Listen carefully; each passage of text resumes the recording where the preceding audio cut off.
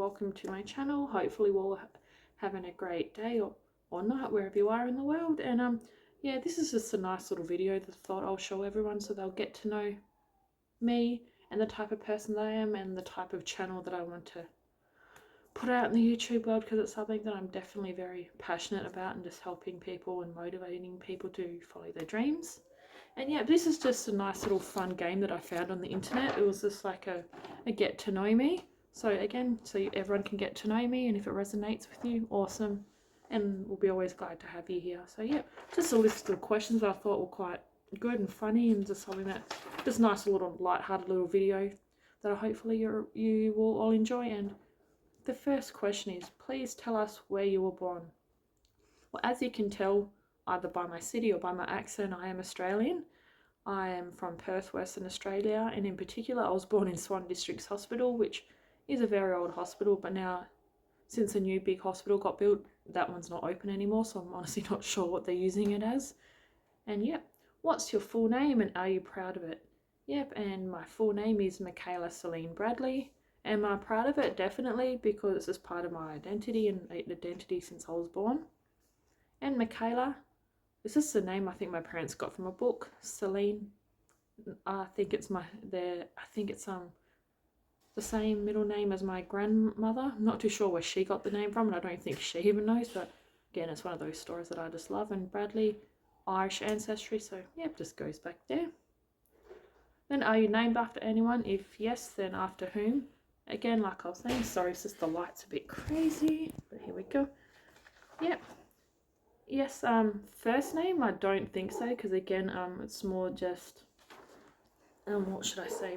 More just my, they got my name from a book, yeah, but it's just more my middle name. That's, again, same as my grandmother, so we'll all have that connection, which is lovely.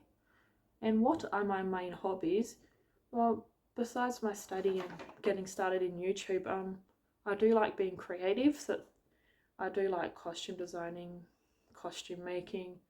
For the last 8-9 years, I've done a lot of burlesque and cabaret style shows, which is, I love it a lot, and it's something I'm so interested to get into and make cool props and costumes for them. And also as well, for the last 12 years, I've been in the Brazilian samba community, so there's samba and capoeira, so I have such a love of the Brazilian people and the culture because I've been a part of it for so long, so there's always that, and I love them dearly.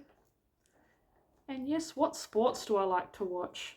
I think it's part of our culture, especially living in Australia. Like, obviously I grew up watching AFL. I'm always a fan of the All Blacks, as you can tell, because my dad's from New Zealand, so I grew up watching them.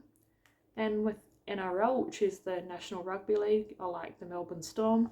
There are quite a few people that you could say that don't like them, but again, you can't be liked by everyone, I guess, but there is reasons for that, I guess, so it's all good, still like them. And yes, who is your favourite person in modern history?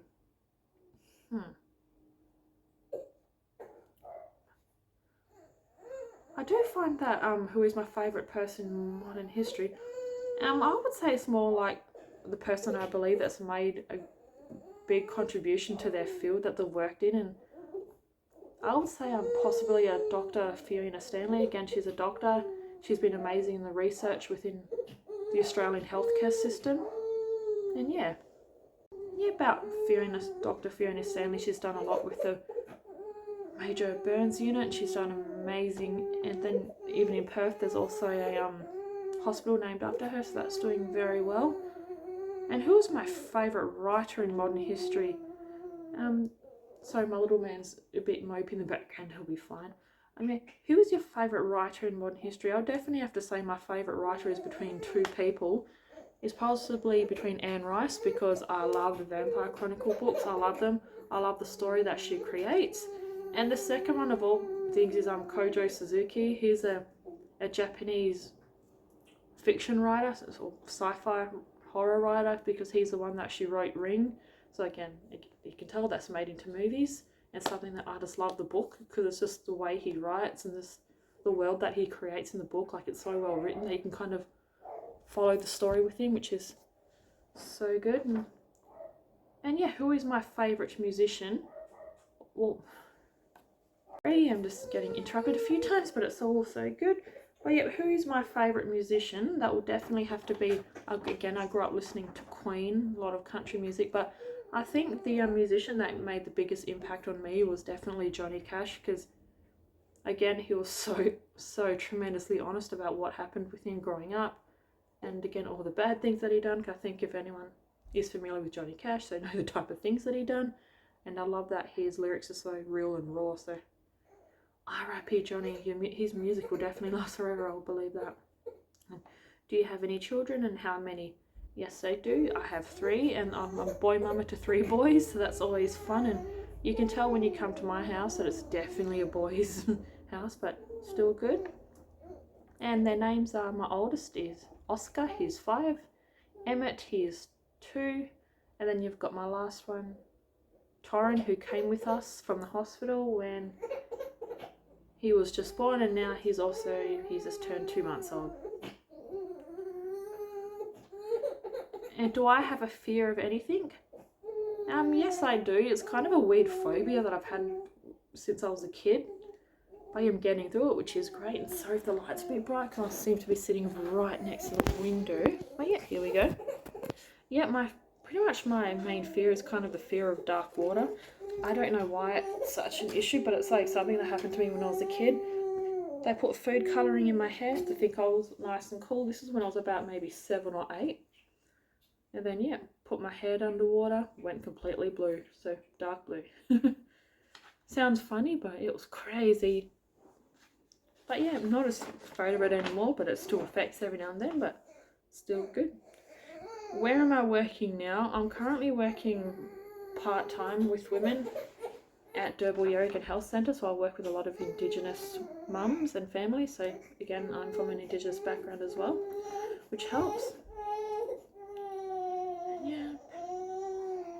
And this is like kind of giving some ideas of what made me want to start my degree and get into like postgrad midwifery studies is, did I actually ever dream of becoming a midwife? It's just a few years ago, I kind of did a little bit, but it just randomly popped up into my head and just kind of went out and yeah, just went from there. But yeah, it wasn't until possibly the start of last year when, if you see one of my previous videos, I looked after my grandfather right up until he passed away at home, so we did a lot of palliative care with him. And yeah, I think I was about 8.5 months pregnant when he passed away, so that was, or maybe 9 months, I think it was just after that, sorry.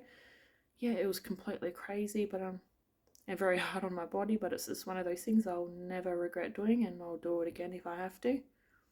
But yeah, and I think from there, after my son was born, I was like, boom, something woke up in my mind, and I'm like, boom, I want to go study midwifery. And that's kind of how my little midwifery journey began. And last little question is, where would I want to travel? The place where I'd like to go is Brazil, because it's a community I've been part for so long, but it's just the culture that I love, and there's so many things I'd love to see. It does have a reputation, but again, I'll do my research before I go.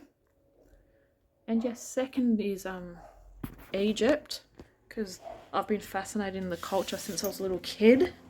And yes, Switzerland of all places as well, because I've met quite a few Swiss people. They're absolutely beautiful people, and just the culture, the food, just love them all completely. So yeah, and just last little question for you for today is, any advice of what I'll give to anyone that would, sorry, is my face out? What would get into either studying midwifery or nursing? The one little bit of advice that I could give with my experience so far is create your timetables as soon as your semesters come out, as soon as you can, so you can actually pick what you can do. Because like, as soon as they become available, pick your units. That is the best thing I can do, so you can like work on your timetable, and then you can work it around if you have a job, if you have kids, and just it's so much easier to do it as soon as possible, so you can just make alternative plans, especially if you have children. And be good with writing lists. One thing that helped me the most is having like a little booklet that's just separate from the rest of your textbooks and your notes, is because there's going to be some words that you're not going to be able to so you don't realise or you don't recognise. So it's always good to write that down, what's the meaning of it. So you kind of, after all, you create your own little dictionary, and that I found helped me the most, especially because you will come across some strange words. And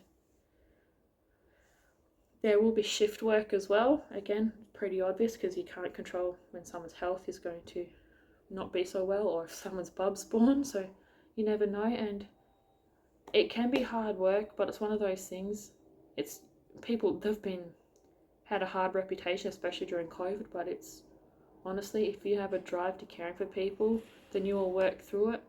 And as well, and when it comes to university, what's helped me is get yourself a tutor, because that helps you with your assessments and whatever you need to work on. Because I do find you could read something so much, but if it's always good to get new eyes on your assessments, because they could pick up something you didn't see. So I do find that having a tutor helped much, and having an academic mentor helped me as well. So she supports me through the semester, and I look forward to when she supports me up to graduation. So that's an academic mentor, because they've been through it, and it's just they've helped so much.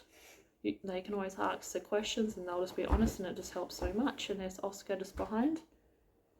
Yeah. So yeah, hopefully it's answered some of your questions. And I do find that those two things, a tutor and an academic mentor, that's the best things to have, especially supporting you during your academic studies. And yeah, hopefully you've enjoyed my little video. I thought today something new and different for my channel. And yeah, if you like this video, feel free to give it a thumbs up and subscribe for future videos. And I've got some new videos coming up this week as well. So yeah, hopefully you enjoy me in the videos. I'd love to have you here. So yeah, hopefully you'll have a great time, and we'll see you in the next video. Bye. Video. Always don't forget to click the like button and always subscribe. If you want to get some more videos, always subscribe. Yep, and we'll see you in the next video. Bye. Bye.